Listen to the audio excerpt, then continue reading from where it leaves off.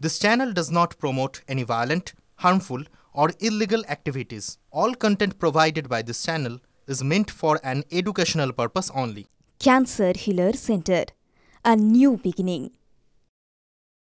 কল্যাণ বন্দ্যোপাধ্যায় তৃণমূলের ছাত্র যুবদের বিরুদ্ধে আঙুল তোলার মাত্র 48 ঘন্টার মধ্যে দলেরই একাংশের বিরুদ্ধে এবার তোপ দাগলেন তৃণমূলের আইটি সেলের প্রধান দেবাংশু ভট্টাচার্য। বললেন, নেত্রীর অপমানও কেন চুপ থাকেন, লড়াইয়ের সময় কেন ঘুমন, অসময় কোথায় হারিয়ে যান, এলাকায় একটা মিছিল বার করেন না কেন, পদের দাবি জানানোর সময় তো গলার জোর গগনভেদ করে, কিন্তু যুদ্ধের সময় কেন মৌনব্রত? আমাদেরও পরিবার রয়েছে, গা বাঁচিয়ে চলতে পারি, কিন্তু আমরা তো পালিয়ে যাই না। গা বাঁচিয়ে চললে পুরসভা, বিধানসভা, লোকসভায় দাঁড়িয়েছিলেন কেন? সোশ্যাল মিডিয়ায় দলেরই একাংশকে প্রশ্ন এবার দেবাংশুর। সব জায়গায় যদি আমি অপেক্ষা করে থাকি কখন সুব্রত বক্সী একটা নির্দেশ দেবেন, বা কখন সর্বভারতীয় সাধারণ সম্পাদক অভিষেক বন্দ্যোপাধ্যায় একটা নির্দেশ দেবেন, কিংবা কখন দলনেত্রী একটা নির্দেশ দেবেন, তারপরে আমি গ্রাউন্ডে অ্যাক্টিভ হব, এইটা আমার মনে হয় কোথাও গিয়ে সঠিক নয়। কারণ দল কোথাও বলেনি যে আমাদের নির্দেশের বাইরে তোমরা কোনো অ্যাক্টিভিটি করতে পারবে না, এই কথা নির্দেশ কোথাও দলের বলা নেই। সবাই কি তৃণমূলের সুখের সঙ্গী হতে চাইছেন? কোথাও একটা বড় অংশ তো তাই। আরজি করার সময় আমরা ম্যাক্সিমাম লোককেই কথা বলতে দেখিনি, ম্যাক্সিমাম লোককেই গা বাঁচিয়ে চলতে দেখেছি। বহু মানুষই ছিলেন যারা নিজেদের মতো করে ভেবেছেন পাশ কাটিয়ে চলে যাই, এই পিরিয়ডটা পেরিয়ে যাবে, ভালো সময় আসবে, তারপরে আবার মুখ খুলবো, তারপরে আবার দলনেত্রীর পাশে গিয়ে দাঁড়াবো।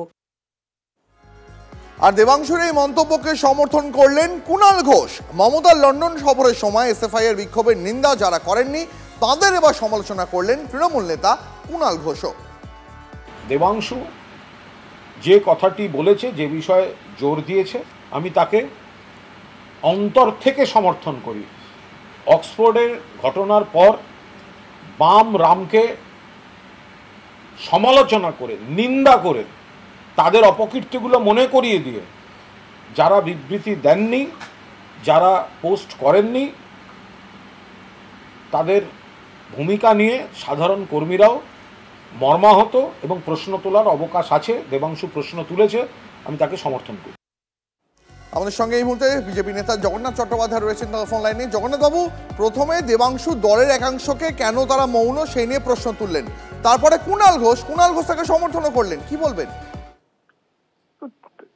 কোন দল নয়, আপনারা দল দল কেন বলেন বলুন তো?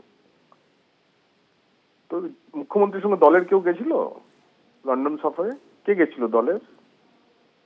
তো এটা দল নয়, এটা একটা ফ্যান ক্লাবের মতো চলে, একটা প্রাইভেট লিমিটেড কোম্পানির একটা স্ট্রাকচার আছে, বাকি সব কর্মচারীরা আছে। সত্যিই তো অধিকার তো আছে, মানে মালকিনের বিরুদ্ধে এরকম ধরনের মালকিনকে হেনস্থা হতে হলো, লোকজন কেন কিছু বলছে না? কিন্তু ধরুন চাকরদেরও না বিবেক থাকে, এই চাকরদেরও বিবেক জাগ্রত হয়েছে। লন্ডনের হাইড পার্কে বাংলা কিভাবে 15 বছরে পিছিয়ে গেছে সেটা মুখ্যমন্ত্রী ডেমনস্ট্রেশন দিয়ে দেখিয়েছেন। এরপর তাকে যদি কেউ সমালোচনা করেন, এই বিবেকবান চাকররা কি করে তাকে সমর্থন করে বলুন তো? চাকর বলে কি বিবেক থাকবে না? তোরা বিবেকের ডাকে সাড়া দিয়ে মুখ্যমন্ত্রী যা আরজি করের প্রশ্ন সম্মুখীন হয়েছেন, টাটাদের তাড়িয়ে দেওয়ার কথা বলা হয়েছে, ওখানে প্রশ্ন উঠেছে, হিন্দুদের জন্য তিনি কি করছেন, 3টি মূল প্রশ্ন উঠেছে।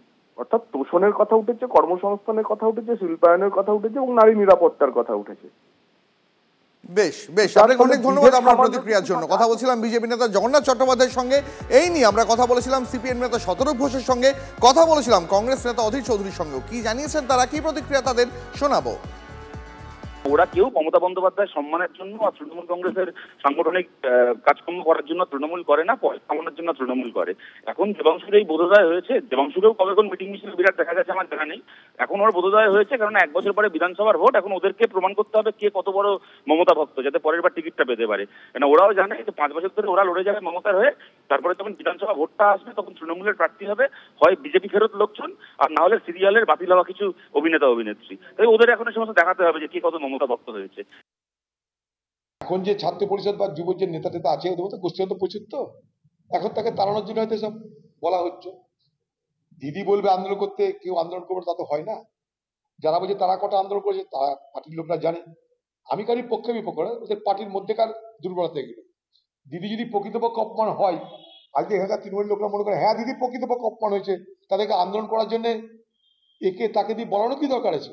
আন্দোলনটা তো স্বতঃস্ফূর্ত হওয়া উচিত, কারণ তারাও জানে দিদি সেখানটায় গিয়ে কেলো করে এসছে।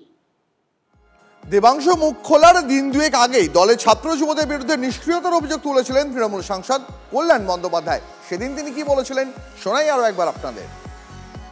আমার যেন মনে হয়েছে যে তৃণমূল ছাত্র পরিষদে যতটা রোল প্লে করা ছিল উচিত ছিল ততটা হয়নি রাজনৈতিকভাবে, এটা আমার মতামত। এবার বাকিটা রাজনৈতিকভাবে দল ভাববে। দল হয়তো আমার সেই ভাবনাটাকে খুব একটা গুরুত্ব দেয়নি বলেই তো এখনও সেইভাবে সেই অর্থে দলের পরিবর্তন হয়নি ছাত্র পরিষদে। যুবরও সেই সম্বন্ধে আমারও অভিমত তাই। যুব বা ছাত্র আমার অভিমত আরজিকর থেকে সেরকমভাবে খুব একটা, আরজিকর থেকে আমি দেখছি খুব একটা বিশেষ কিছু দেখতে পাচ্ছি না আর কি। যে আমরা যখন যুব করেছি আমরা অনেক রাজনৈতিক প্রোগ্রাম করতাম, তখন কি মমতাদির আদেশের অপেক্ষায় থাকতাম না, আমরা করেছি।